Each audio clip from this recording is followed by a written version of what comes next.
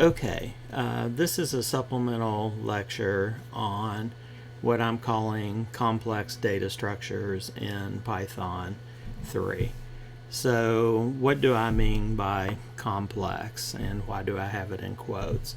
Basically what you're doing is you're taking other Python data types and combining them together. For example, one of the first things we'll talk about is ultimately a list of lists. Doing this can be very handy, uh, but sometimes it takes a little effort or a little studying to make sure you know how to assign data into one of these complex data structures, and then you know how to access the data structure or pieces of the data structure. So just going back real quick, some of the basic Python 3 types. We have integers, we have floating point numbers, we have strings, we have logical or Boolean values, we have lists, we have sets, and we have tuples, and we have dictionaries. Now, sometimes if you look on the internet under basic data types for Python, people will include things that come with the language by default, but I don't really consider them base Python data types. Things like there's a fractions module for dealing with fractions. There are math modules for dealing with complex or imaginary numbers. So there are other data types that you can deal with, but usually you manipulate those through the use of a Python library. And again, it may be a library that comes with the language itself. But these are all basic data types. Now then, starting to talk about more complex or more involved data structures. So we'll start with talking about arrays. A one-dimensional array is a list. Sometimes it's referred to as a vector, depending upon what discipline you're working in. But we've already seen one-dimensional arrays because that's a list. As far as two-dimensional arrays, the way we get those is with a list of lists. So this is a picture representing a two-dimensional array.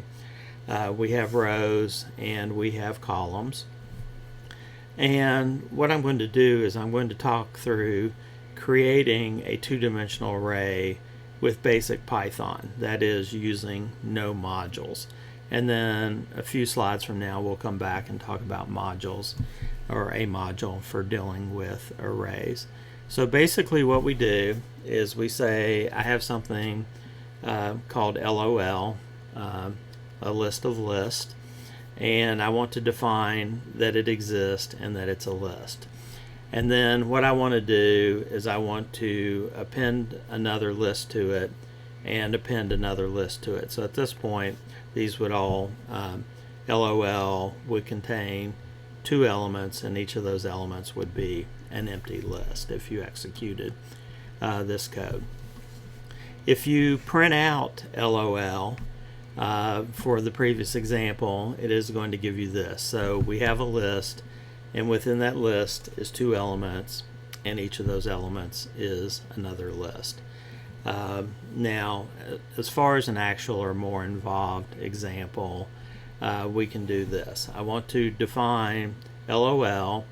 I'm going to basically tell Python it is a list of lists. And then I append a couple of items to the first row, append a couple of items to the second row, and then I print out the list of lists. And what it's going to give me, if I just simply do the print, is this. So we have a list, each element of the list is another list, and we have 10 and 20, and 100 and 200 in the second list. So what this is representing is basically a 2 by 2 two-dimensional array. The first row has 10 and 20 in it, and the second row has 100 and 200 in it. So this is what I have. How do we access certain elements of this? So we can do that by, for example, saying I want to print what is in LOL, row 0, column 0. So things in this data structure start at 0, just like they do in strings and lists. And what will happen if I do that, that'll be the top left cell or top left element of the two-dimensional array, and it's going to output the value of 10. So that is two-dimensional arrays. What about three-dimensional arrays? Well, using base Python, that is going to be a list of lists of lists. So drawing a picture of a three-dimensional array would be something like this. We have rows and columns, and different people call the dimension going backwards. Some people would just call that the z dimension. Some people would call that the depth. What depth are we in the three-dimensional array? And in the context of Python, I've more frequently seen it referred to as pages. So it's like a stack of pages, and on that page we have a table or a two-dimensional array that has rows and columns. So to me, the biggest pain of initializing multi-dimensional arrays is the initialization of them. And I kind of personally think it's a pain to have to use the append method to get things on there. So other people, I guess, felt the same way. And there is a very common library called NumPy, and that stands for Numerical Python. And it was created to make dealing with multi-dimensional arrays easier, or at least that's one of the functions of NumPy or NumPy. NumPy usually comes installed with Python. If you need additional information on NumPy, or if you just want to download it because for some reason it's not installed on your machine, you can go to numpy.org and there's information there. Now, if you want to use NumPy library in your Python program, you're going to have to import it, like you've probably done many times to gain access to a library. And it is very common in examples and in real-world use to actually use this import statement. So I want to import NumPy, but I'm going to refer to it as MP, just so it's a little easier, a little shorter to type. So I'm going to start out with an example here to kind of show you the advantages of NumPy and its use. So what you can do, that first statement calls a method in the NumPy library called empty, which gives you an empty array of 10 elements, and it assigns that empty array to the variable x. And then I'm going to print x out. Now, if you use the empty method, it doesn't do any initialization on memory. But because it's a new process, a lot of times the output is going to be all zeros, even though you did not specify that. If you generate bigger arrays, like if I initialized a 3 by 3 by 3 array, as I get to bigger arrays, these values start to vary a little from 0, like there'll be 1 times 10 raised to the negative 11th power. So that would be like decimal point, 10 zeros, and a 1. So empty does not do, or you should not assume that it does, any initialization on the memory that is associated with your list. So that was a one-dimensional array. If I want a two-dimensional array, I just pass a list to the empty method of how many rows, comma, how many columns I would like. So this is going to create an empty array that is two-dimensional. It has 5 rows and 10 columns. And if I print that out, it's going to look like this. So I'm going to have my outer list, and then it's going to contain 5 lists of 10 elements apiece. So it's a little bit easier to create these and then start accessing elements in the array. So here I'm creating a 3-dimensional array that has 2 rows, 4 columns, and 6, we'll call them pages. And what this is going to look like is this. So this is a 3-dimensional array. Notice that it starts and ends with 3 square brackets, which is a way that you can very easily tell that it's 3-dimensional, and then kind of go from there analyzing that. Another example, here is the creation of a 5-dimensional array. I tried to make it small, but when I printed it out, if I copy and pasted it, there was no good way to really put it on a slide. So what I did is I did a screen grab. So if I print out 5_D, here is my representation, at least text representation of my 5-dimensional array. 3-dimensional arrays can be used for 3-dimensional objects. A lot of times when you talk about the 4th dimension, it's a 3D object moving in time. As you get to the 5th dimension and higher, it's maybe a little higher or a little harder to visualize. I believe people say that the heart beats in 10 or 11 dimensions. So there are some real life examples that need higher dimension arrays, and in Python with the NumPy library, they're relatively easy to deal with. Another example is I'm going to import the random function, and I'm going to import NumPy. I'm going to deal with a 4-dimensional array. I'm going to initialize the size of the dimensions ultimately to 0. And then what I'm going to do is for D in the range 1 to 4 plus 1, so 1 to 5. So I want to refer to the arrays, even though they will be 0 to some value, I'm going to refer to them as the 1st dimension, 2nd dimension, 3rd dimension, etc.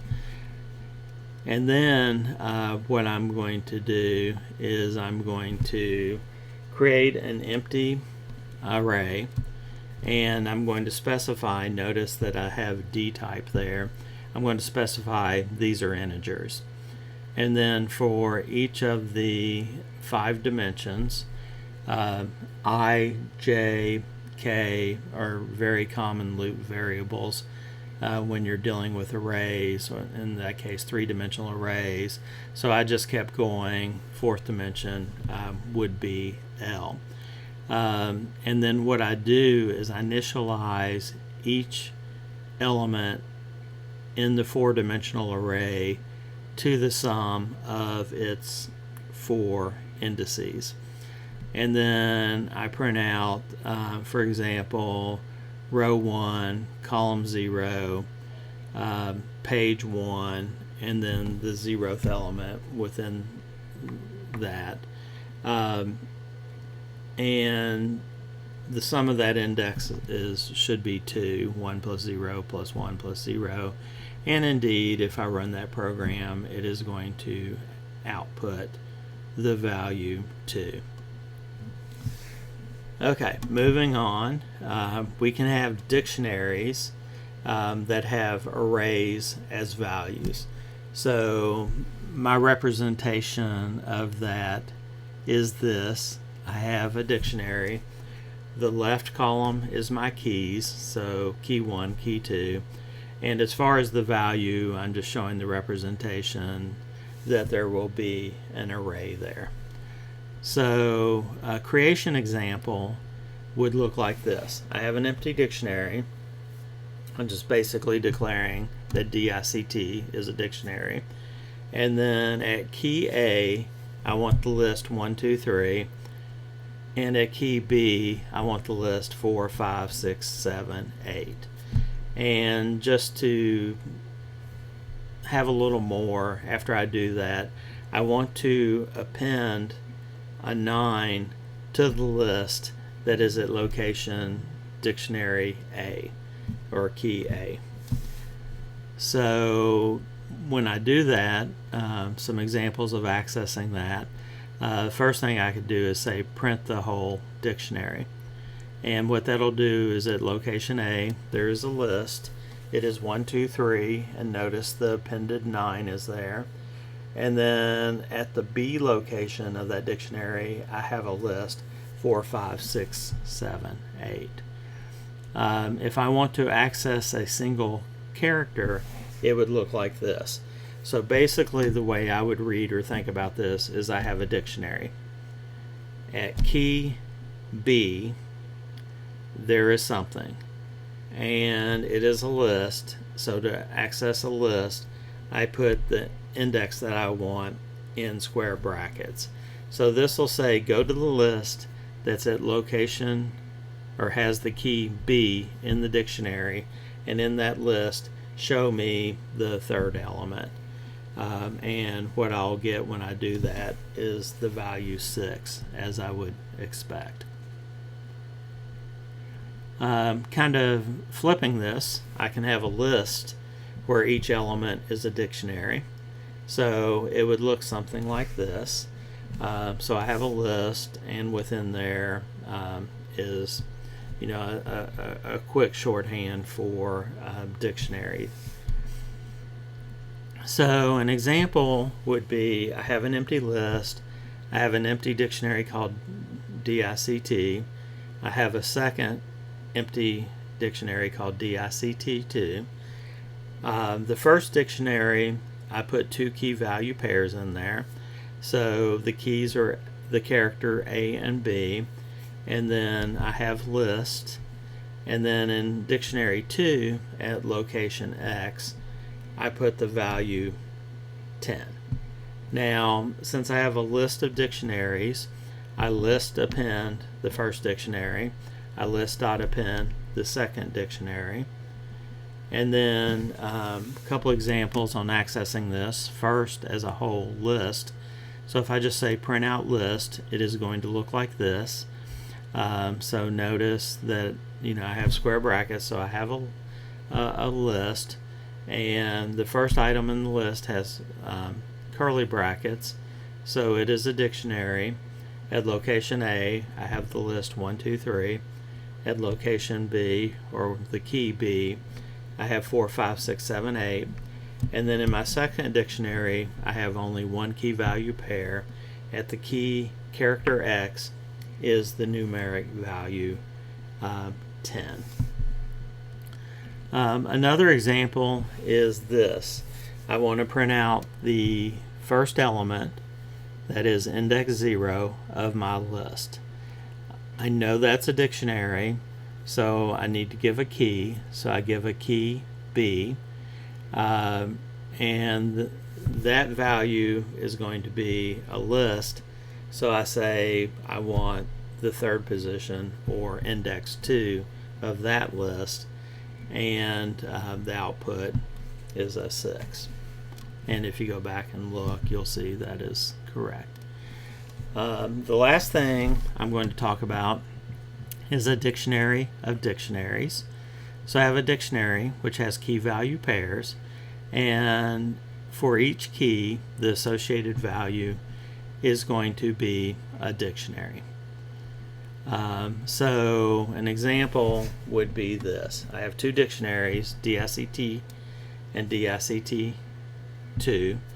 The first dictionary has three key value pairs. The keys are A, B, and C. Just to kind of stress that you can mix data types. At key A is a list. At key B, there is a dictionary. And at key C, there is a numeric value. And then I create a second dictionary. At key 1, I have the character A. At key 2, I have the character B. And then my dictionary of dictionaries I define as key first has my first dictionary, and at key second I have my second dictionary. And then I'm going to print that out to show how Python is going to represent that. So it is going to look like this. So you can see from this that what I defined and stored in the dictionary of dictionaries is correct. Now then, how do we access this? So to get to a particular thing, I'm saying go to my dictionary of dictionaries. At the key value second, I have an array, and I want to print out what is at index 2 of that array, or in other words, the third location. And when I do that, the output is B.